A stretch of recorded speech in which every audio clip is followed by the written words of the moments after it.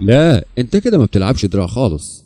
السلام عليكم ورحمة الله وبركاته اعزائي المشاهدين في كل مكان، اهلا وسهلا بحضراتكم على قناة كوكب الفتنس والاكشن.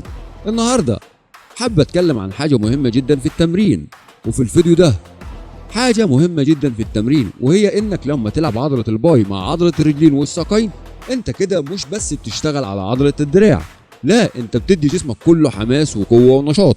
لو عضلة الباي عندك ضعيفة التمرين ده بيساعدك تنشطها وتقويها ويديك احساس بالقوة والرشاقة والحماس، خصوصا لما تجمع بين تمرين العضلة الكبيرة زي الرجلين وتمرين عضلة الباي.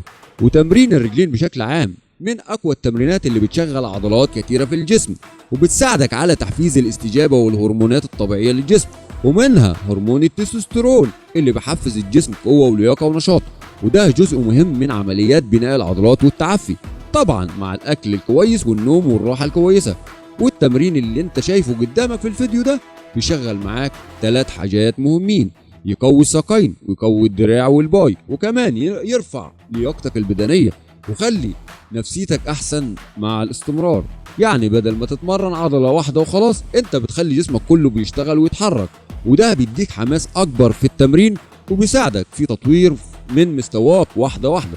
وانا بقول الكلام ده من تجربتي مع التمرين، والتمرين ده اداني حافز كبير ان اكمل واجرب تمرينات اكتر واشتغل على جسمي بشكل افضل.